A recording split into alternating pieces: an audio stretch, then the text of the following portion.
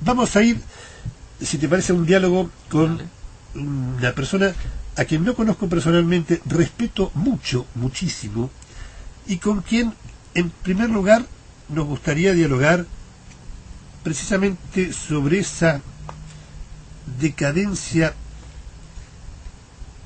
estrepitosa que vienen teniendo las instituciones, la palabra.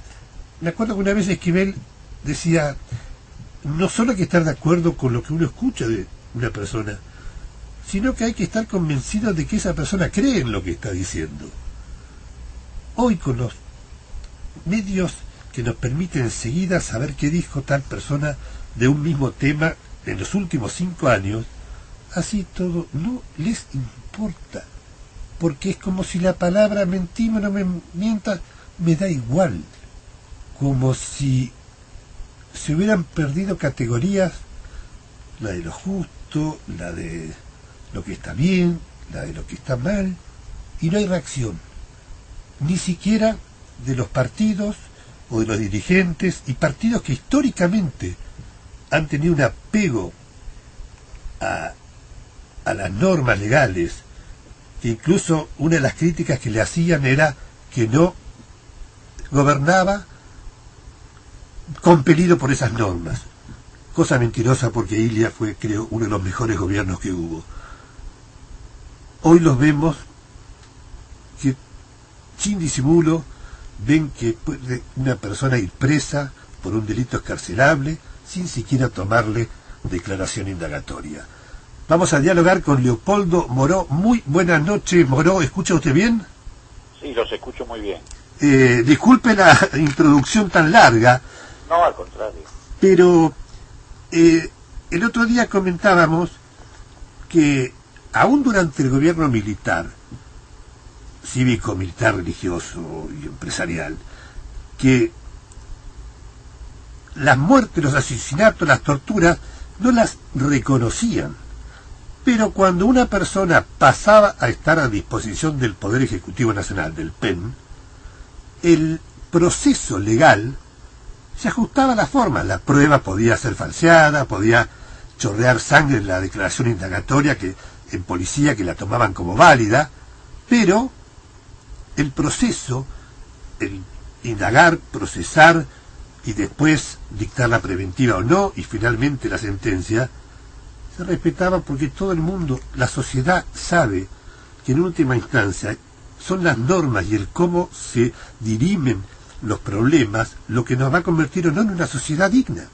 Hoy día hemos perdido todo, al menos en mi opinión. Por eso queremos dialogar con usted y saber la suya.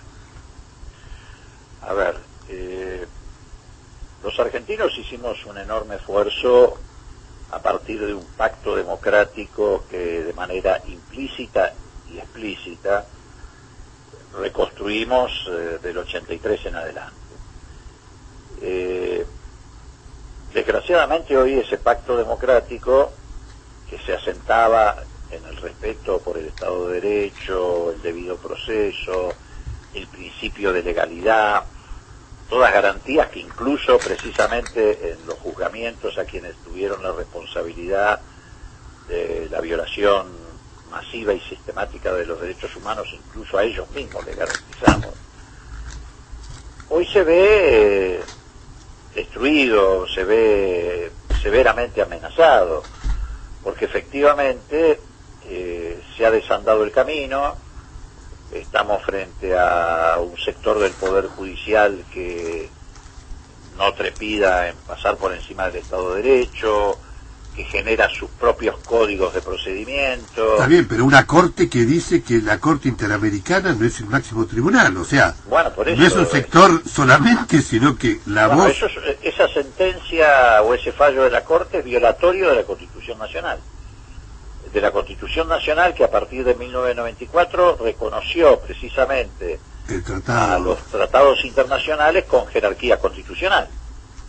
Y bueno, el fallo de la Corte está en consonancia con este zafarrancho que está llevando adelante el Poder Judicial en una acción que articula con algunos medios hegemónicos de comunicación y con el poder político, que se han dispuesto a llevar a la práctica una persecución con visos de legalidad, pero que no por eso deja de ser persecución, estigmatización, descalificación de quienes se oponen no solamente al gobierno, además de oponerse al gobierno, se oponen al accionar de los grupos dominantes.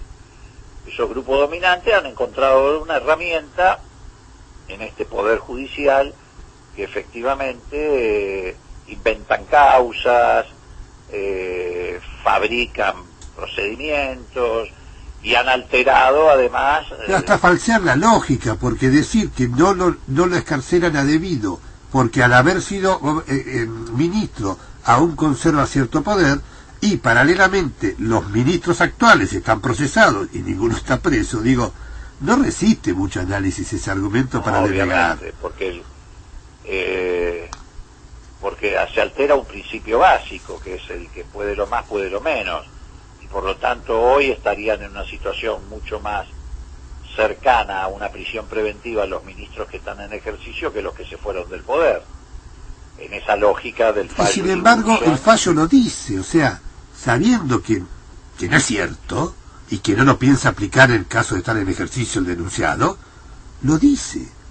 Y nadie protesta, nadie reacciona, es como si fuera tanto el toqueteo que nos hacen, que ya no sé por dónde picarme, por dónde rascarme, por dónde nada.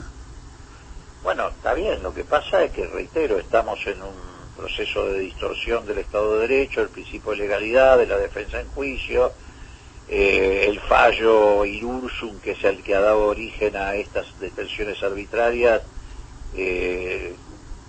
tiene carácter inconstitucional, pasa por encima de las reglas del Estado de Derecho. Por ejemplo, a Lagomarsino, más allá de los apellidos, le pusieron una tobillera antes de llamarlo indagatoria. Una cosa insólita. Dictan prisiones preventivas antes de llamar indagatoria, por las dudas. Eso hubiera sido siempre una causal para juicio político al juez. Es como si un fiscal ordena un allanamiento, excederse o no respetar las normas es causal para juicio político, y sin embargo parece ser que si se respetan las normas hay más posibilidades que les hagan juicio político. Bueno, a ver, convengamos que hoy en la Argentina sentencian los medios de comunicación y después se abren causas. Es decir, está todo el mundo, vivimos el mundo del revés. No es que los medios de comunicación informan sobre sentencias a las que se llegó a través de un procedimiento legal. Al revés, ellos sentencian y después jueces y fiscales abren causas para validar la sentencia que ya dictó el medio de comunicación. Dígame una cosa, bueno, una pregunta totalmente marginal, ¿no? Usted estuvo en su momento en el gobierno con Alfonsín y debe conocer, al menos en ese momento, el manejo de la CIDE, de la por entonces llamada CIDE. Los carpetazos realmente existen. Yo tengo contra fulano, mengano, sultano, una carpeta donde tengo a su mujer acostándose con el jardinero, a él con la jardinera, o etcétera, etcétera, o es más parte de una fábula y no son tantos ni tan profundos. Mire, yo creo que a mediados de la década del 90 se entró en un sistema perverso que es el que explica por qué estamos viviendo lo que estamos viviendo en materia institucional y particularmente respecto al comportamiento del Poder Judicial. Y precisamente fue en la década del 90, mediados de la década del 90, donde se articuló una relación mafiosa entre la CIDE y el Poder Judicial. Yo creo que esto empezó a deteriorarse precisamente cuando empezaron a correr en el Poder Judicial los sobres de la CIDE, el dinero negro. Bueno, durante el menemato, los 12 por entonces jueces federales de Capital no cobraban salvo una persona. ¿Sabe quién era? Servini de Cubría. La única que nunca recibió ni sobre de la CIDE, ni del Ministerio del Interior, ni de la DEA.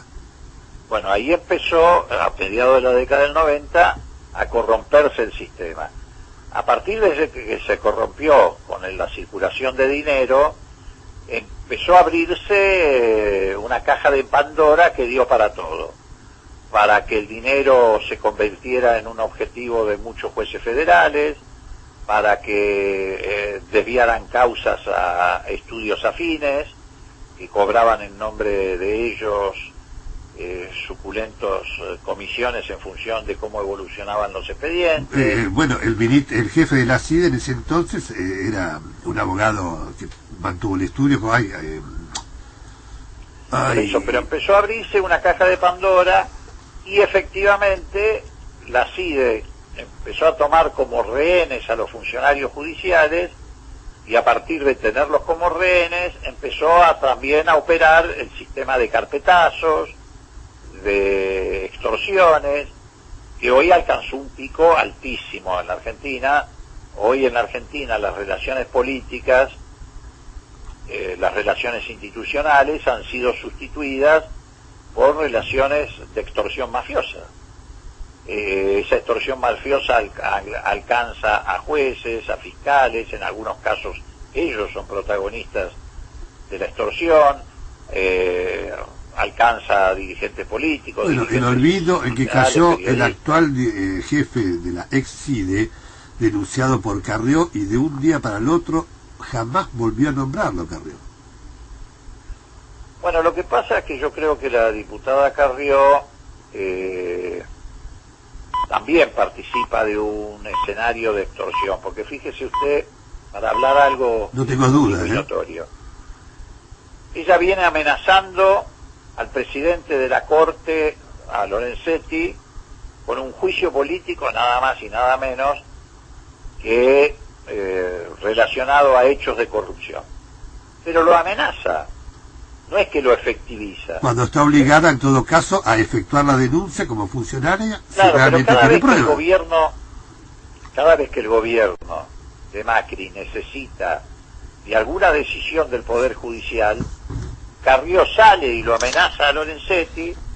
Lorenzetti se asusta frente a esa amenaza y mueve sus alfiles, en este caso, por ejemplo, Irursum, que es un alfil de Lorenzetti, en función de las necesidades del gobierno o de los poderes dominantes. Y así funciona el sistema de extorsión. Entonces, ella lo extorsiona a Lorenzetti con un juicio político que no termina nunca de impulsar. Lorenzetti se asusta, vaya a saber por qué razón, lo mueve a Irursum, que hoy domina las dos salas de la Cámara Federal. Irursum empuja un fallo que violenta la Constitución, que violenta el debido proceso, que violenta la legalidad, y así actúan de esta manera y la cadena va dando respuesta a ese mecanismo de extorsión. Ahora, dígame, Moró, hay algo en todo esto que es la no reacción de todo el arco opositor, tanto político como gremial, y particularmente una suerte de Dr. Jekyll, Dr. Hyde, de esquizofrenia del Partido Radical, que por un lado hay personas como usted, que amén de que lo hayan echado, básicamente lo es, y por otro lado tenemos en Jujuy que contra toda normativa nacional e internacional a un detenido con prisión domiciliaria se le pone un muro con alambre, se le obliga a salir al balcón. Algo tan esquizofrénico con lo que era el radicalismo, no le digo de Alem, de Balbín, algo muy reciente. ¿Me equivoco? Bueno, a ver, es cierto lo que usted decía. Al radicalismo, incluso sus peores adversarios siempre le reconocieron el apego por las libertades públicas, el Estado de Derecho, los derechos humanos. Casi le diría que era una razón constitutiva del radicalismo. Además se lo criticaban, como que no hacen nada de tanto apego, lo cual era Claro. mentira, porque Ilia hizo de todo y siempre se apegó a las normas. No, por eso digo. Lo que pasa es que el radicalismo, digamos, la sigla partidaria fue desbarrancándose hacia posiciones de centro derecha, fue perdiendo su identidad política. y hoy tolera este escenario en el que estamos viviendo desde una posición de hipocresía, porque yo me encuentro con algunos dirigentes radicales que me dicen, no, nosotros en realidad apoyamos a Cambiemos porque estaba en peligro la República con el gobierno anterior. Y resulta que están apoyando un gobierno que intentó meter con un decreto de necesidad y urgencia a 2 miembros de la Corte por la ventana, que derogó una ley como la Ley de Servicios Audiovisuales que pasó por todas las instancias, audiencia pública, aprobación del Parlamento, declaración de constitucionalidad de la Corte, etcétera, y la anula por un decreto de necesidad y urgencia. Que desconoce tratados internacionales básicos.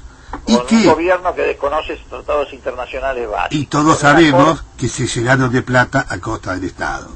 Exactamente, con una Corte que intentó aprobar el 2x1 en beneficio de los represores, con un gobierno que hizo todo lo posible, también apelando al método de la extorsión junto con el Grupo Clarín, para desplazar a la Procuradora Fiscal, dando a conocer, entre otras cosas, el número de la hija, el número de teléfono, que recibió alrededor de 300 amenazas después de que se publicó en el diario, con un Estado de Derecho que empuja la salida de jueces y de fiscales, entre otras cosas, modificando la composición del Consejo de la Magistratura, secuestrando un senador durante 2 horas en un recinto de la Corte sin tomarle juramento.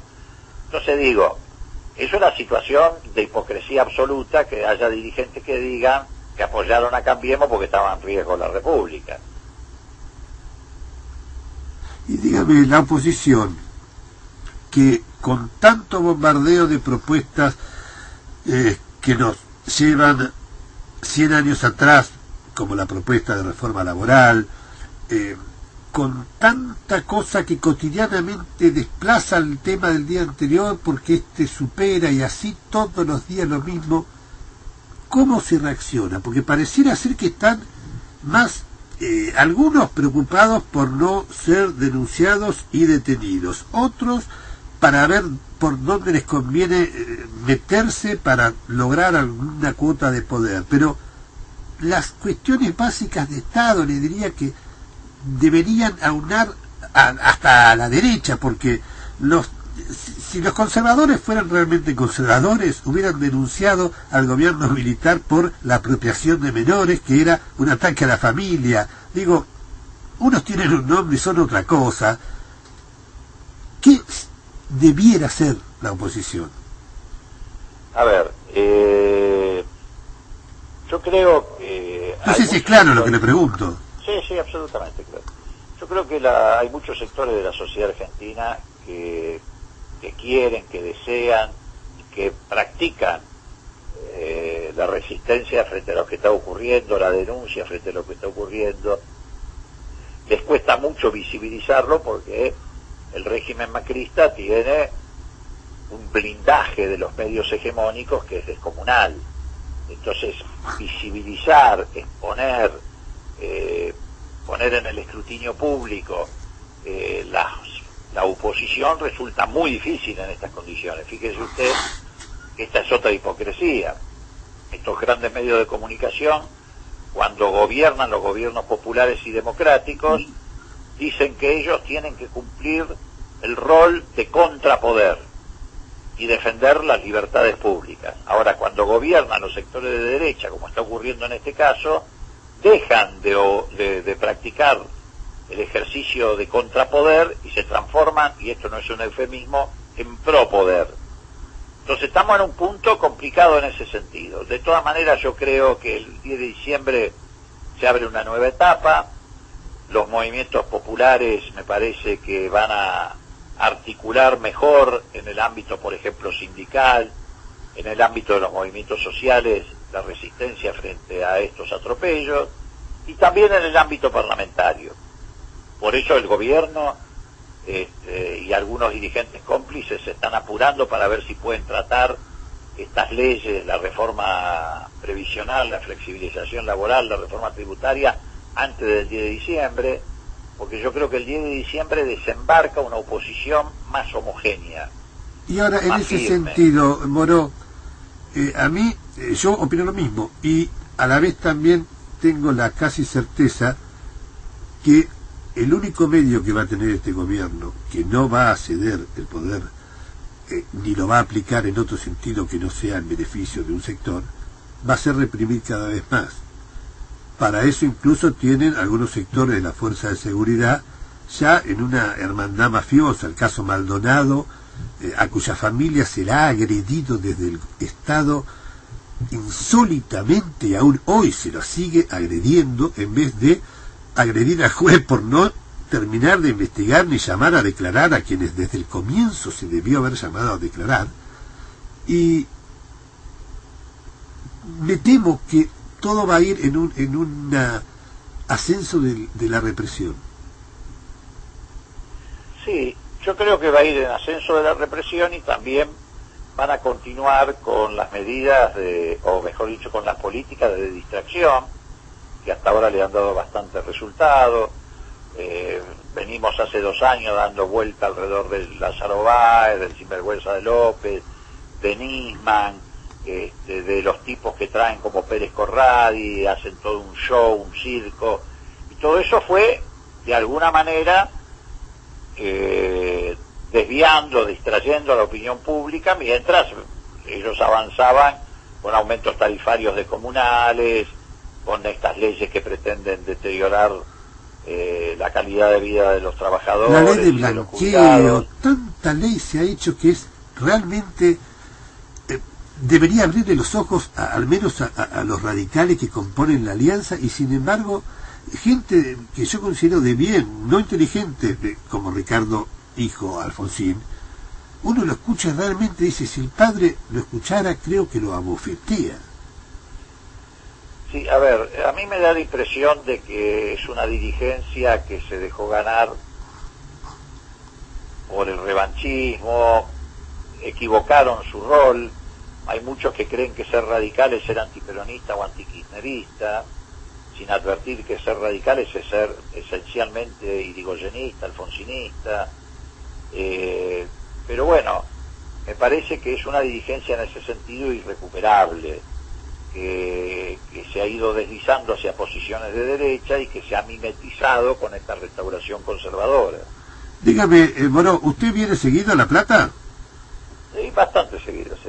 ¿Aceptaría venir un martes a participar acá en el programa y también se quedaría al radioteatro? El programa termina casi siempre con un radioteatro donde los invitados hacen un papel. De hecho, en uno, el Perro Santillán hacía de mega empresario de las carnes operado de mujer, y en el mismo radioteatro Eve Bonafini hacía de mujer policía. Todos siempre aceptan Esquivel, todos aceptan participar. Los que no quieren los despedimos antes para no ponernos en la difícil situación de decir no al aire. Claro. El martes próximo del otro, ¿vendría usted al programa? Mire, hoy no le quiero dar una fecha definitiva porque no estoy obviamente en mi oficina, no tengo mi agenda a mano, pero con todo gusto, yo no tengo ningún problema. Lo invitamos a cenar después, usted paga, y entonces durante la semana habla a la producción. Claro, que se comunique la coproducción conmigo mañana, pasado, y combinamos, pero ya con la agenda en la mano. Me parece muy, muy prudente. Moró, le voy a decir una cosa con mucha sinceridad. Durante, cuando viene nuevamente, se instala la democracia, yo no era Franja Morada, estaba en la universidad, era del PI. Una cosa muy curiosa también. Me acuerdo que el último acto del pobre, el viejo Allende, se había hecho en un club. Y cometió 3 furcios que era para decirle, señor, el mejor favor es que no gane. Porque pobre dijo, un 11 de septiembre. Y el día después, 15 de marzo, así cometió 3 furcios así, pobre, ¿no? Y bueno, yo estaba en el PI. Y no le tenía aprecio a usted. Y ahora le tengo no solo un gran aprecio sin conocerlo, sino que es una persona que, por ejemplo, en su programa de radio siempre trato de acordarme y ponerlo. Aprendo mucho escuchándolo y tiene un ritmo muy teatral para conducir. Bueno, yo le agradezco mucho. A ver, todos hemos aprendido algo. No somos infalibles, damos una lucha por ser coherentes, tampoco somos dueños de la coherencia, pero intentamos serlo. Eso es lo que importa, sí.